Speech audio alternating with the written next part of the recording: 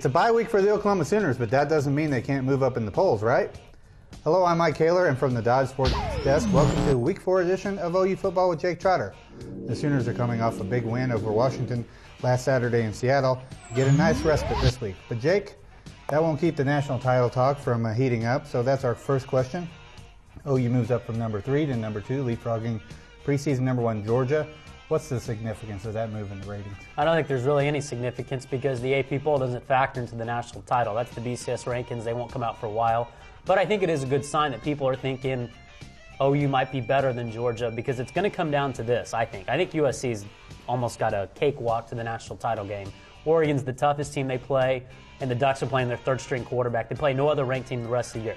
So that leaves you with the best team in the Big 12 and the best team out of the SEC. To play USC, theoretically. Now, I know Stanford could come out and beat USC like they did last year, but you never know. So if Oklahoma is perceived to be better than the best SEC team, then they might be able to go a la 2004 when USC, OU, and Auburn were all undefeated. Mm-hmm.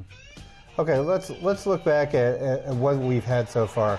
Big wins over Tennessee Chattanooga, a big win over Cincinnati, a big win over Washington. What have you learned about OU in the first 3 weeks that maybe we didn't know about them when the season started? Well, I think their defense is pretty good. Again, I don't know if they've been tested that greatly yet. I mean, Cincinnati is a nice offense. But again, the Bearcats were playing with their second quarterback and then third quarterback later on in the game. We'll find out a little bit more when they play the Texases of the world, the Texas Techs. Kansas has got a nice ball club this year. But I like the cornerbacks. I like the speed of the linebackers. I think that's one thing we saw against Washington. Travis Lewis, Ryan Reynolds, and Keenan Clayton can run sideline to sideline. That's going to help them out against some of these spread teams. And then we also learned that Brian Broyles is going to be a playmaker this year and maybe a star at some point. I mean, really has a lot of moves, can catch the ball. He's a tough guy to cover, especially when you're trying to deal with the other guys OU has. So I think offensively he's been the big key. And then the linebackers on defense. And then also, too, we learned that the no-huddle looks good. Mm-hmm. And they're going to be running that all year. It looks very good. We didn't know because in the red-white spring game it didn't look so good. But it's a very competent scheme. I think it's going to help them out this year. Just to touch on the defense a little bit more, something that you talked about over the weekend where Brent Venables, the defensive coordinator, was talking about how aggressive they were. That was really kind of the hallmark of the 2000 National Championship team and some of the real good teams since then.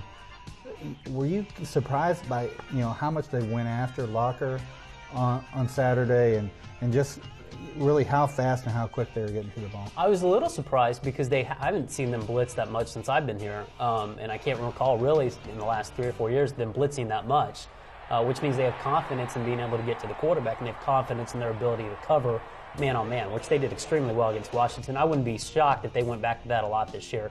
Because when you guys have guys like Keenan Clayton and Travis Lewis, they go right to the quarterback. They don't take any time getting there. That's going to be a big advantage for OU. And how much does having Gerald McCoy basically and the guys up front, how much is that helping the rest of those 7 develop? Well, what it helps is that those front 4, they don't have to blitz necessarily to get pressure on the quarterback. I mean, when you have Austin English and Jeremy Beal, McCoy, and whoever in the middle, you're going to be able to put pressure on the quarterback a lot without blitzing. Now, when you blitz, you're going to have to account for those guys up front, and they're going to be wide open lanes to the quarterback. So it's just OU's defense really has a lot of weapons to it. It's going to be tough to score on, and you're going to be making yourself very vulnerable at times, too, if you try to go 4 and 5 wide because they'll come after you. Mm-hmm. How's Granger? We haven't heard about. Well, I think he's going to be okay.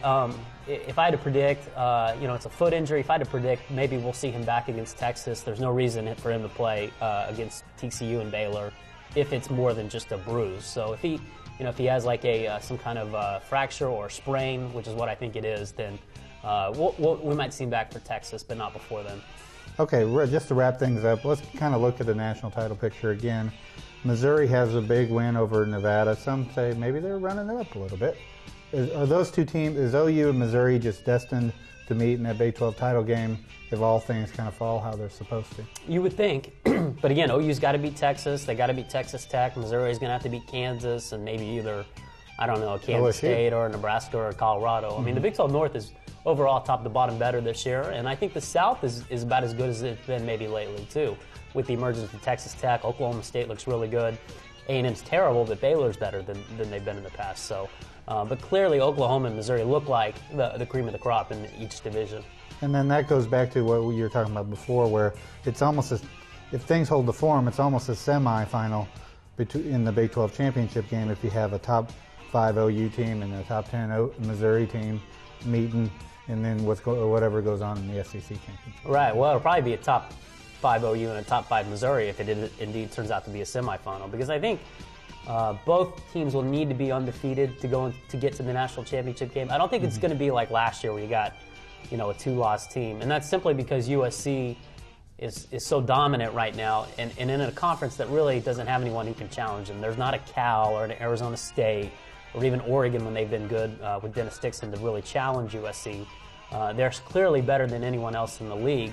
And then you got SEC. It's just by matter of number. They have so many good teams that could make a run. They have 5 teams in the top 10. So you would think that maybe one or two of those teams can have one loss at least into the end of the season.